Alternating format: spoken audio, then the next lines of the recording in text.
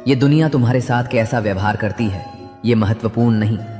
महत्वपूर्ण ये है कि तुम अपने कर्मों में कितने निष्कलंक और सत्यनिष्ठ हो, जो स्वयं को पहचान लेता है।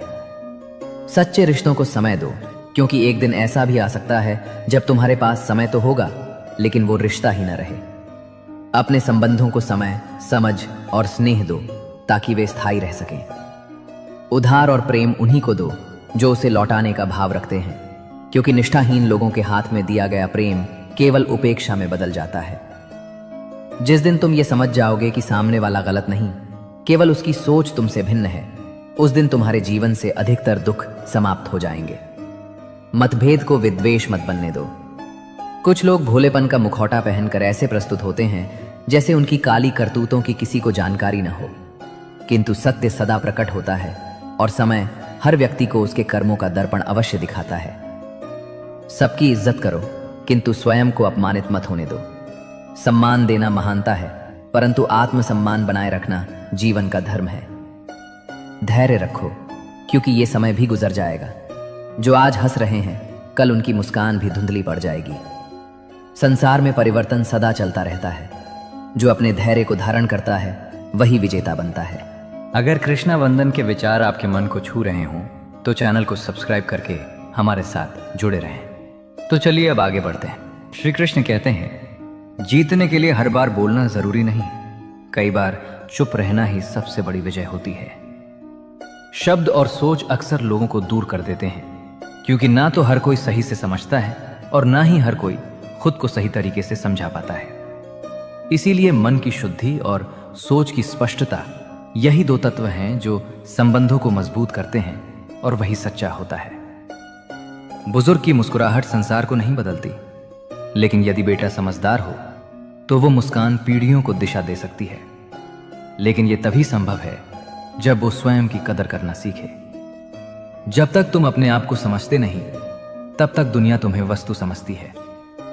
दूसरों के लिए इतना मत बदलो कि अपने ही होने से दूर हो जाओ। ये दुनिया मांगने में निपुण है, लौटाने में नहीं। इसीलिए जब तक तुम्हारे भीतर प्रेम का स्रोत है, तब तक उसका सदुपयोग करो, पर स्वयं को नष्ट करके नहीं।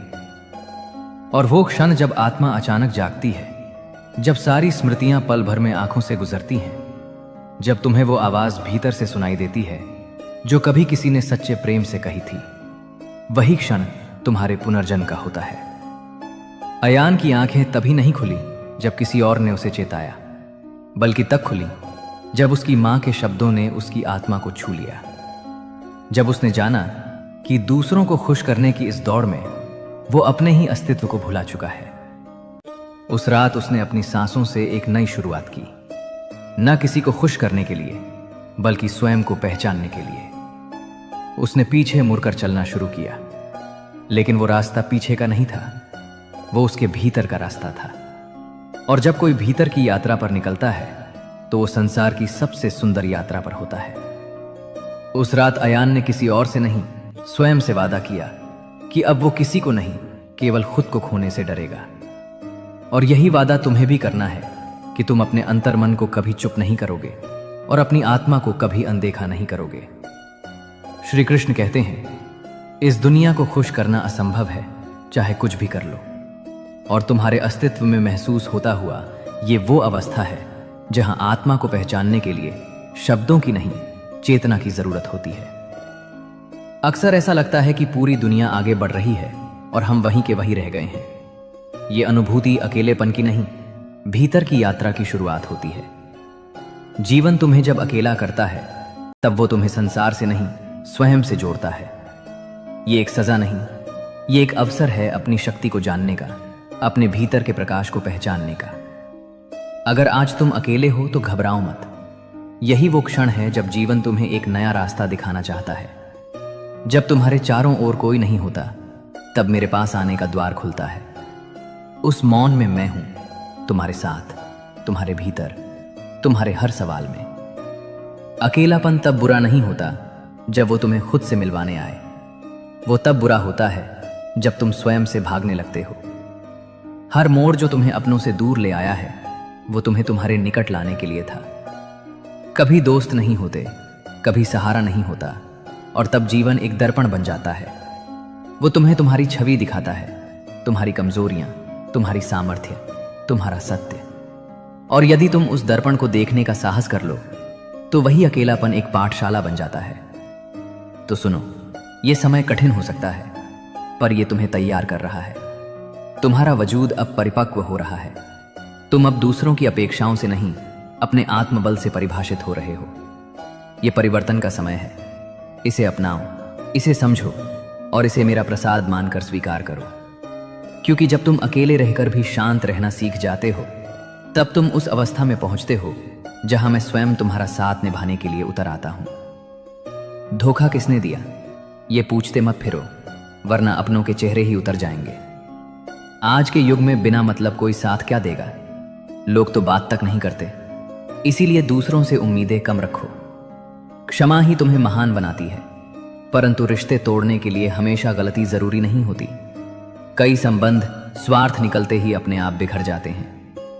दुख इस बात का है कि जिनकी गलतियों पर भी रिश्ते निभाएं, वही बार बार तुम्हें महत्वहीन जताते हैं।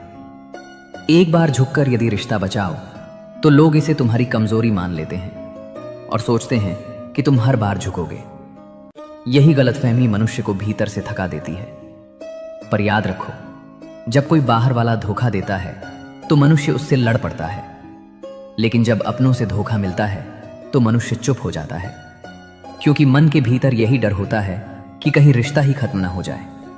श्री कृष्ण कहते हैं, अहमियत हमेशा वक्त पर ही समझ में आती है। लोग तुम्हें तब याद करते हैं जब उन्हें तुमसे अपना मतलब होता है। सच तो यह है कि रिश्ते और वादे इतने भी ना बनाओ कि वे कंधों पर बोझ लगने लगे। रिश्तों की गहराई स्वार्थ से नहीं, निस्वार्थता से मापी जाती है। रिश्तेदार भी बड़े अद्भुत होते हैं। जाने वालों को सिर्फ कमी की तलाश होती है और निभाने वालों को हमेशा एक वजह चाहिए होती है। इसी कारण समझने वाले बहुत कम मिलते हैं और परखने वाले हर जगह मिलते हैं। इसलिए विवेक ये कहता है कि परखने वालों के साथ समय मत गवाओ, बल्कि समझने वालों के संग रहो। जिंदगी में हर इंसान कीमत चुकाता है। बोलोगे तो आलोचना मिलेगी और चुप रहोगे तो उपेक्षा सहोगे। मगर याद रखो, चुप रहने की कीमत अक्सर सस्ती होती है और सच्चे समय पर बोले गए सत्य की कीमत अमूल्य होती है। जिंदगी जनाब मरने नहीं देती जब तक कि तुम्हें जीने का सूत्रपात न करा दे।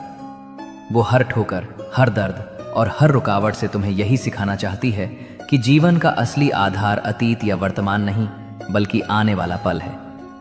हर रिश्ते की अपनी सीमाएं होती हैं, लेकिन जब बात आत्मसम्मान पर आ जाए तो कोई भी रिश्ता उससे बड़ा नहीं होता।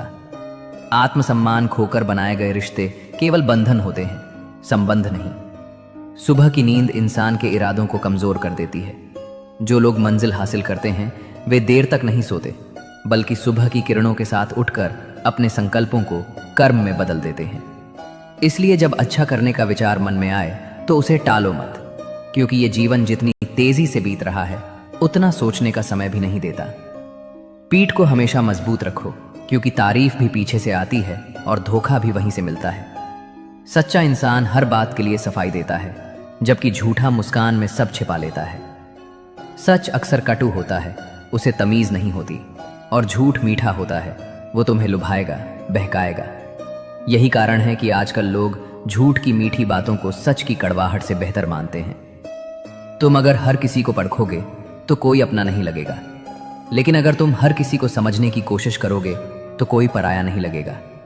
ये तुम्हारी दृष्टि है जो तय करती है कि कौन तुम्हारे करीब है और कौन नहीं।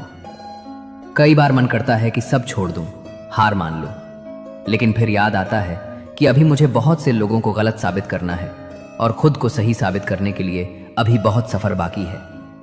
ये वो दौर है जहां मासूमियत को बेवकूफ़ी कहा जाता है और चतुराई को सफलता। इसलिए जब भी तुम सच्चे मन से कोई रिश्ता निभाओ तो उसमें अपनी शांति रखो और दुनिया क्या कहती है उस पर नहीं। अपनी उम्र और पैसों पर कभी घमंड मत करो, क्योंकि ये दोनों समय के साथ बदल जाते हैं। जो स्थायी है वो तुम्हारा स्वभाव है, तुम्हारा